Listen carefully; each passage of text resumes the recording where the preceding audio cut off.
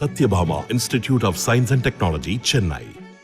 Satyabhama Institute of Science and Technology, Chennai. கடலை மிட்டாய், எள்ளு மிட்டாய், இலந்தைப்பழ மிட்டாய், பொரி உருண்டை இவைகள்தான் எங்களின் அதிகபட்ச தின்பண்டங்களே என்ற காலகட்டத்தில் எந்த நோயும் வரவில்லை, யாரும் மருத்துவமனைக்கும் செல்லவில்லை. தற்போது வளர்ச்சி என்ற பெயரில் வரிசை கட்டி வந்திருக்கும் வகை வகையான தின்பண்டங்களா வளரிளம் பருவத்தினரின் எதிர்காலமே கேள்விக்குறியாக இருக்கிறது. கடந்த 2015ஆம் ஆண்டில் மேகி தொடர்பாக சர்ச்சையில் சிக்கிய நெஸ்லே நிறுவனம் தற்போது குழந்தைகளுக்கு கொடுக்கப்படும் செர்லாக்கில் சர்க்கரையை கலப்பதாக சுவிஸ் புலனாய்வு அமைப்பு மற்றும் சர்வதேச குழந்தைகள் உணவு அமைப்பு இணைந்து நடத்திய ஆய்வறிக்கையில் தெரிய வந்திருக்கிறது. குழந்தைகளுக்கான உணவில் சர்க்கரை சேர்க்கக்கூடாது என வேர்ல்டு ஹெல்த் ஆர்கனைசேஷன் அறிவுறுத்தியும் இந்தியா கடைபிடிக்காததன் விளைவு குழந்தைகளுக்கு அதிக உடல் எடை, வாந்தி, வயிற்றுவலி, அதிகமாக சிறுநீர் கழித்தல், அறிவாற்றல் குறைவு, நினைவு திறன் குறைபாடு, மூளை வீக்கம் என எண்ணற்ற பாதிப்புகள் பட்டையெடுக்கும் என்ற அதிர்ச்சி தகவல் வெளியாகியிருக்கிறது. இதேபோல எவரெஸ்ட் மசாலா மற்றும் MDH மசாலாவில் அதிகப்படியான பூச்சிக்கொல்லி மருந்து இருப்பதும் தெரிய வந்திருக்கிறது. எத்திலின் ஆக்சைடை உணவில் பயன்படுத்த அனுமதியே இல்லை என்ற நிலையில் MDH மெட்ராஸ் கறி மசாலா, சாம்பார் மசாலாவில் அது கலந்திருப்பது தெரிய வந்திருக்கிறது.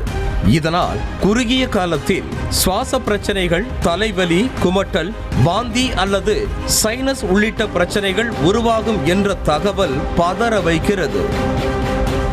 இப்படி செர்லாக் மற்றும் எவரெஸ்ட் மசாலா தயாரிக்கும் நிறுவனத்தின் கோல்மால் வேலையால் பொதுமக்கள் அதிர்ச்சியில் உறைந்திருக்க, கர்நாடக மாநிலம் தாவனகெரேவில் ஸ்மோக் பிஸ்கட் சாப்பிட்ட ஒரு சிறுவன் வாயில் புகை பறக்க வலி பொறுக்க முடியாமல் துடிதுடித்த வீடியோ ஒன்று வெளியானது. இதனையடுத்து ஸ்மோக் பிஸ்கட், ஸ்மோக் ஐஸ்கிரீம் ஆகியவற்றை குழந்தைகள் யாரும் சாப்பிட வேண்டாம் என்றும் அவை உயிருக்கே ஆபத்தை ஏற்படுத்தும் எனவும் உணவு பாதுகாப்புத்துறை எச்சரிக்கை விடுத்துள்ளது. இது குறித்து நியூஸ் தமிழ் தொலைக்காட்சிக்கு பேட்டியளித்த சென்னை மாவட்ட உணவு பாதுகாப்புத்துறை நியமன அலுவலர் சதீஷ்குமார், திரவ நைட்ரஜன் என்பது உணவு பதப்படுத்த பயன்படும் ஒரு ஐஸ் ஃபார்ம் ஆகும்.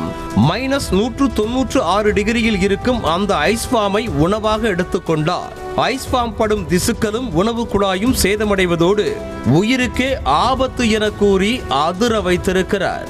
-196 டிகிரிஸ் இருக்கக்கூடிய ஐஸ் ஃபார்ம், அதுதான் வந்து லிக்விட் நைட்ரஜன். ஏரை வந்து கம்ப்ரெஸ் பண்ணுறச்ச இந்த 196 டிகிரியில் வந்து அது பார்த்திங்கன்னா அது லிக்விடாக மாறி அது வந்து ஃப்ரீஸ் ஆகும். அது எந்த இடத்துல பட்டாலுமே அது வந்து நம்ம உடம்புல எங்கே பட்டாலுமே அந்த உடம்பு அந்த திசுக்கள் வந்து அப்படியே பொசுங்கி போயிடும்.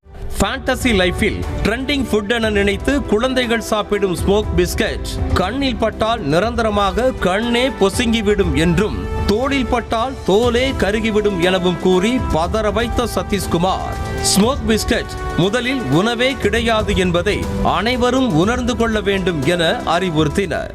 நார்மலாகவே இது வந்து நம்ம வந்து உணவே கிடையாது. முதல்ல அந்த இதை பதிவு பண்ணுறேன். இது வந்து லிக்விட் நைட்ரஜன் இஸ் நாட் உணவு. உணவு என்பது என்னென்னா, நம்ம எந்த பொருள் எடுத்து வாயில் போட்டு நம்மளோட எச்சிலில் கலந்து அது முழுங்கி அதிலிருந்து உணவு சக்திகள் கிடச்சி நம்ம வளருமோ அதுதான் உணவுன்னு சொல்லுவோம்.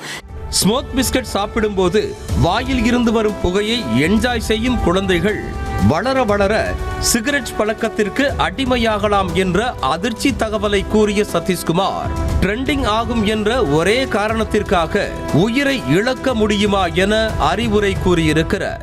அந்த குழந்தை வந்து அந்த வாயில் பிஸ்கட் போட்டோடனே புகையாக வரும் பொழுது தான் ஒரு ஃபேண்டஸியாக நினச்சி எல்லா பசங்களுக்கு முன்னாடியே எல்லாத்துக்கூட கூட புகை விடுவான். அதே பழக்கம் அந்த பையன் வளர வளர சிகரெட் பழக்கத்துக்கு அவனை அடிமையாக்கும். Satyabhama Institute of Science and Technology, Chennai. Satyabhama Institute of Science and Technology, Chennai. செய்திகளை உடனுக்குடனும் துல்லியமாகவும் தெரிந்து கொள்ள சப்ஸ்கிரைப் பண்ணுங்க.